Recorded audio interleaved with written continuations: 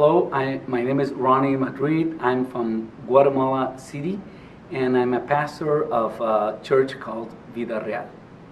Every year we have a lot of people that go out renewed in their vision and their passion to serving the Lord in the different areas or ministry areas or business areas.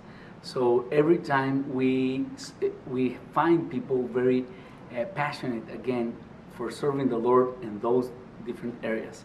And this time we are going to have 5 GLSs in our country, and that's exciting.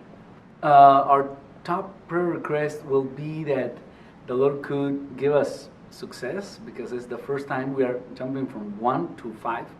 So that the Lord could help us with the people coming, the technical areas, the promotional areas, that people could find an interesting opportunity of learning, and that we could have like 3,000 people in the 5 points. This past weekend, the biggest newspaper of our country published a study about different areas or realities of our country.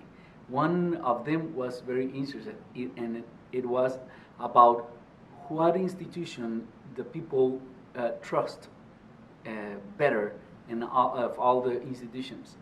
So the last one was politicians and government, and then you keep on going up, and then in the top of the list was the evangelical church. So people is saying Guatemala, the most trustworthy institution in our country is the evangelical church over all other institutions.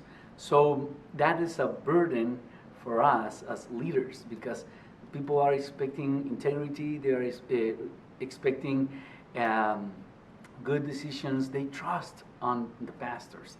So there's a great responsibility over our shoulders, and that's why we need your prayers, and we need to take leadership content, because people are expecting that we do a great job. So that's one of the challenges. The other challenge is that we are in a violent context. We have a lot of violence in our city, in our country. It's very common to see people killed. We have drug dealers, we have gangs, we have a lot of corruption.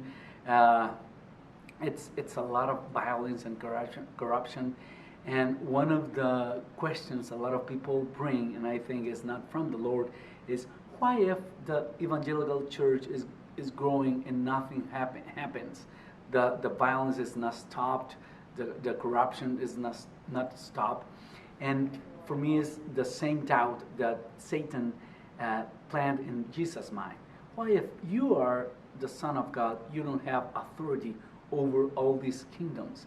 And Jesus' answer was, my kingdom is not from here, my kingdom is in heaven. So when this doubt is planted in our minds as pastors or as church members, the answer is, you know what, is irrelevant that you are meeting in church, because things outside are not changing. But we know that one-to-one, the hearts of the Guatemalan people are being changed. And someday, we hope, the change will be noticed all over the country. But please pray for us that the heart of the people don't be discouraged by this kind of doubts, and that we could be remembering that the church is the hope of the world. My leadership has been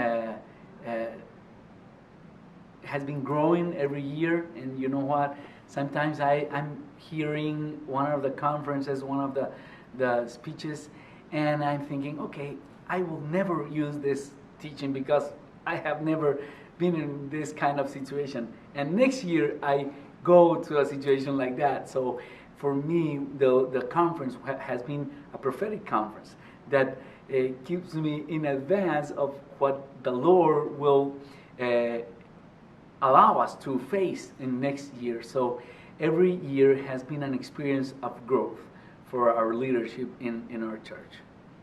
It's very important that we could keep on learning about leadership, because the church is the hope of the world, and we need to learn how to lead things well, so the world could see that is hope in the church. So let's keep on working, teaching, learning, and practicing leadership, because the world is needing really good leaders, trustworthy leaders that they could follow and they could rely on. So this is bigger than we think. This is training the church to be the hope of the world.